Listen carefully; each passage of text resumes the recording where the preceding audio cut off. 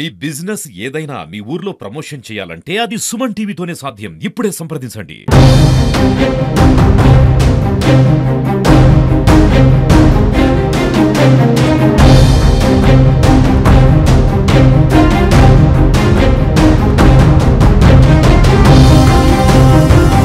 నమస్తే, welcome to Suman TV.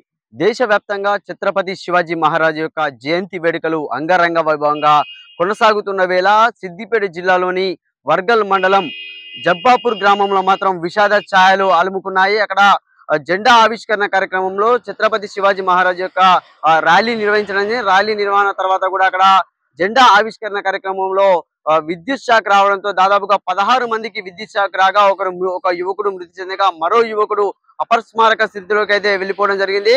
13 మందిని ఆసుపత్రికి అయితే తరలించడం జరిగింది. ఒక అపస్మారక స్థితిలో ఉన్నటువంటి యువకుడిని హైదరాబాద్ కి అయితే తరలించడం జరిగింది. అంటే ఈ విషాద ఘటనకు మాత్రం పూర్తి వివరాలు అయితే మనకు తెలియాల్సి ఉంది.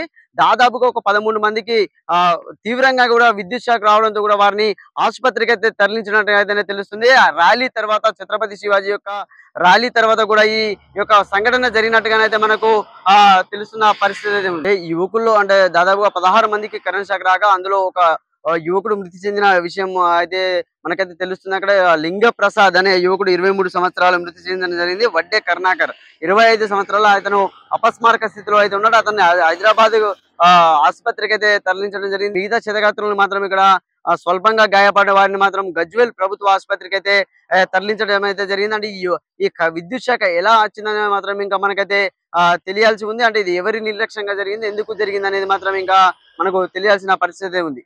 వర్గల్ మండలంలోని జబ్బాపూర్ గ్రామంలో శివాజీ జయంతి సందర్భంగా జెండా ఆవిష్కరణ కార్యక్రమం గ్రామస్తుల అందరి సమక్షంలో జరుగుతుండగా కొందరు యువకులు జెండా ఆవిష్కరణ కోసం జెండాకి ఇనుపరాడున్న జెండాని పైకి లేపడం వల్ల పైన కరెంటు వైర్లకు తగిలి షాక్ తగిలి 7గురిలో ఒకరు మరణించడం జరిగింది. ఇంకొకరు అప్రమక స్థితిలో నాగముని హాస్పిటల్లో చికిత్స పొందుతున్నారు. ఈ మరణించిన వ్యక్తి ఉపాధి హామీలో పనిచేస్తున్నాడు ఠేకేదారుగా.